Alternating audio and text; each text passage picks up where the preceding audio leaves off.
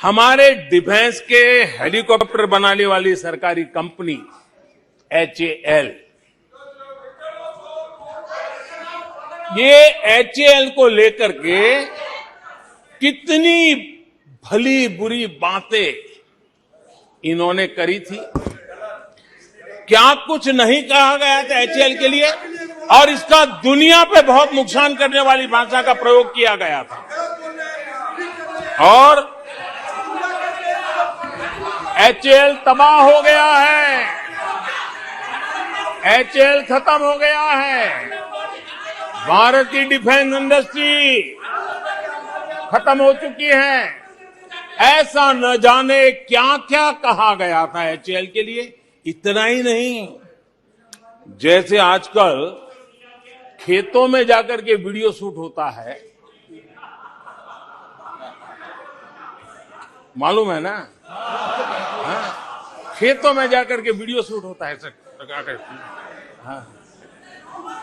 वैसा ही उस समय एचएएल फैक्ट्री के दरवाजे पर मजदूरों की सभा करके वीडियो शूट करवाया गया था और वहां के कामगारों को भड़काया गया था। अब तुम्हारा कोई भविष्य नहीं है, तुम्हारे बच्चे मरेंगे, भूखे मरेंगे, एचएएल डूब रहा है।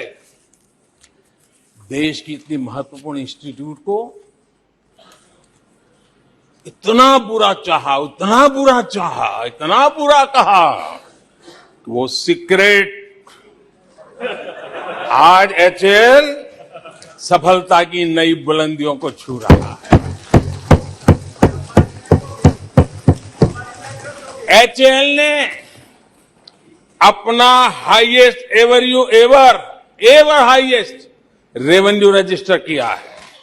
आज मैं सदन में कुछ सीक्रेट बताना चाहता हूं।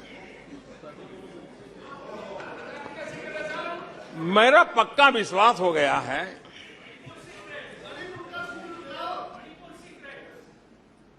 कि विपक्ष के लोगों को एक सीक्रेट वरदान मिला हुआ है। हाँ,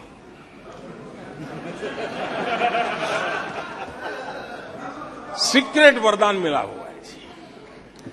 और वरदान ये कि ये लोग जिसका बुरा चाहेंगे उसका भलाई ही होगा।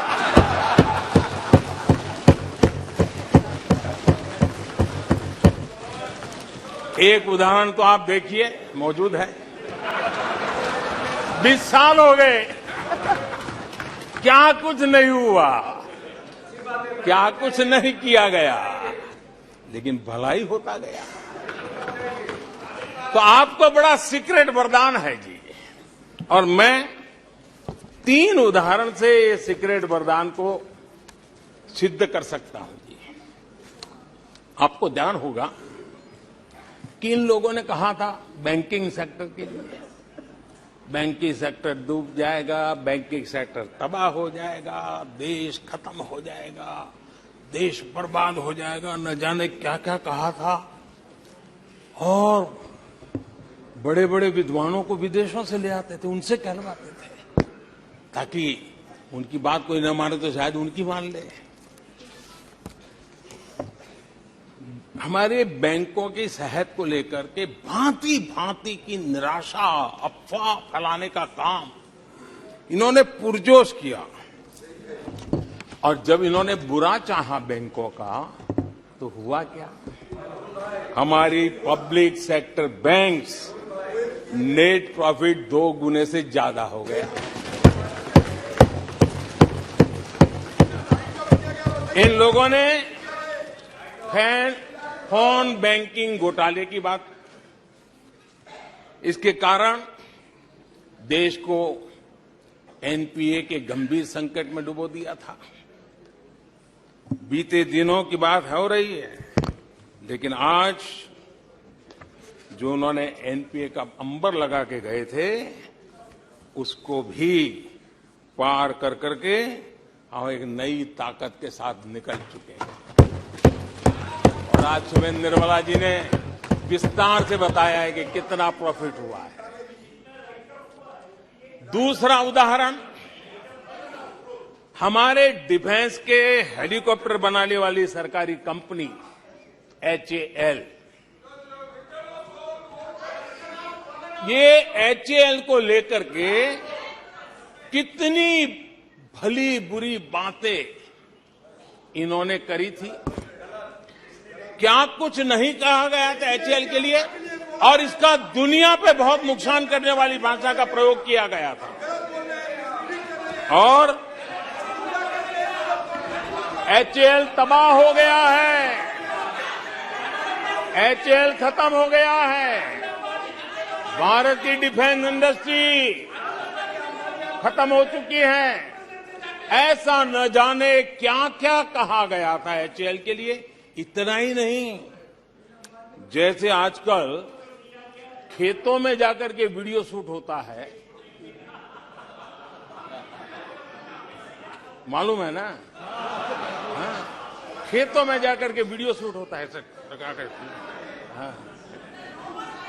वैसा ही उस समय HAL फैक्ट्री के दरवाजे पर मजदूरों की सभा करके वीडियो शूट करवाया गया था और वहां के कामगारों को भड़काया गया था। अब तुम्हारा कोई भविष्य नहीं है, तुम्हारे बच्चे मरेंगे, भूखे मरेंगे, HAL डूब रहा है। देश की इतनी महत्वपूर्ण इंस्टीट्यूट को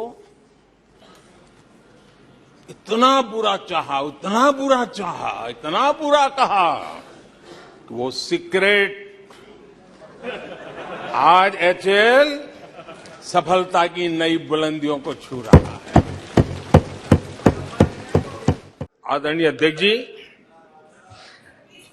अविश्वास और घमंड इनकी रगों में रस बस गया है।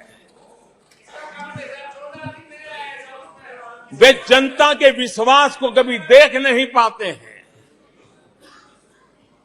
अब ये जो शुतुरमुर्ग अप्रोच है, इसके लिए तो देश क्या कर सकता है। आदरणीय अध्यक्ष जी, जो पुरानी सोच वाले लोग रहते हैं, वो उस सोच से सहमत नहीं, लेकिन वो कहते हैं कि देखो भाई, जब कुछ शुभ होता है, कुछ मंगल होता है, घर में भी कोई अच्छा होता है, बच्चे भी कोई अच्छे कपड़े पहनता है, जरा साफ सुथरा होता है, तो काला टीका लगा देते हैं। आज देश का जो मंगल हो रहा है चारों तरफ, देश की जो चारों तरफ वाहवाही हो रही है, देश का जो जय जयकार हो रहा है, तो मैं आपका धन्यवाद करता हूं कि काले टीके के रूप में काले कपड़े में निकल के सदन में आकर के आपने इस मंगल को भी सुरक्षित करने का काम किया है। इसके लिए भी मैं आपका धन्यवाद करता हूं।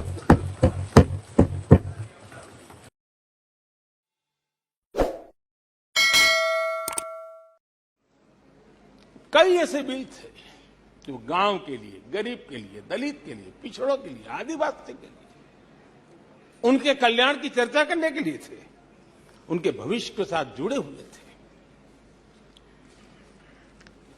लेकिन इसमें इन्हें कोई रुचि नहीं है।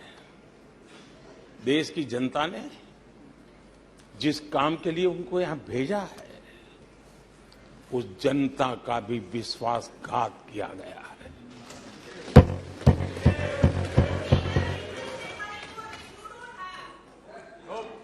विपक्ष के कुछ दलों के लिए उनके आचरण से, उनके व्यवहार से उन्होंने सिद्ध कर दिया है कि देश से ज्यादा उनके लिए दल है, देश से बड़ा दल है, देश से पहले प्राथमिकता दल है। मैं समझता हूं आपको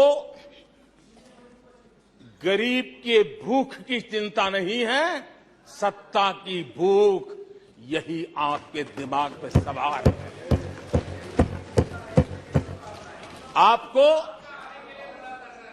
देश के युवाओं के भविष्य की परवाह नहीं है, आपको अपने राजनीतिक भविष्य की चिंता है। देखिए मजा है इस डिबेट का कि फील्डिंग विपक्ष ने ऑर्गेनाइज की, लेकिन चौके छक्के यहीं से लगे।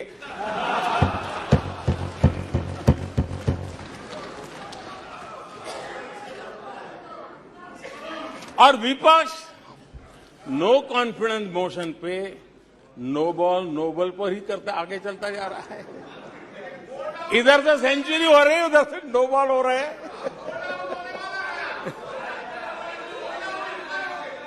अध्यक्ष जी, मैं हमारे विपक्ष के साथियों से यही कहूंगा कि आप तैयारी करके क्यों नहीं आते जी?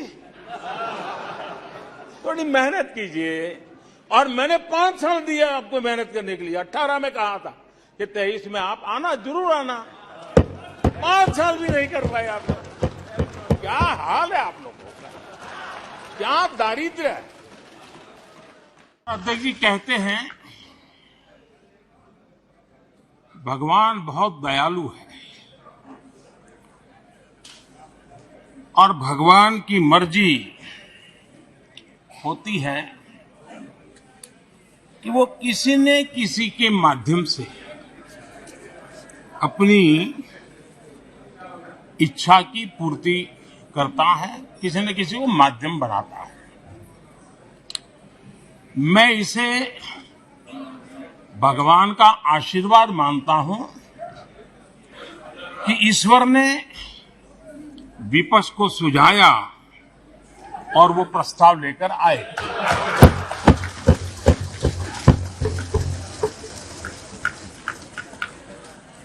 दो 2018 में भी ये ईश्वर का ही आदेश था, जब विपक्ष के मेरे साथी अविश्वास प्रस्ताव लेकर के आए थे। उस समय भी मैंने कहा था कि अविश्वास प्रस्ताव हमारी सरकार का फ्लोर टेस्ट नहीं है। मैंने उस दिन कहा था, बल्कि ये उन्हीं का फ्लोर टेस्ट है।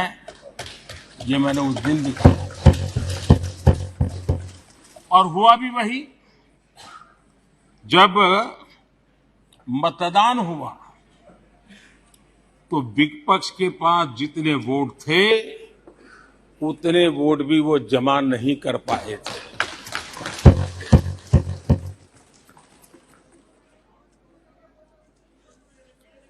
और इतना ही नहीं,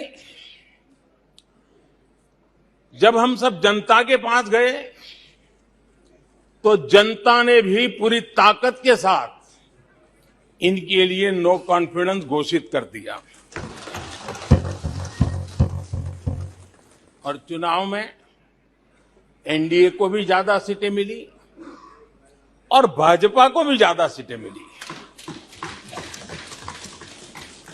यानी एक तरह से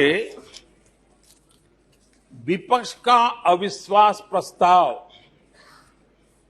हमारे लिए शुभ होता है।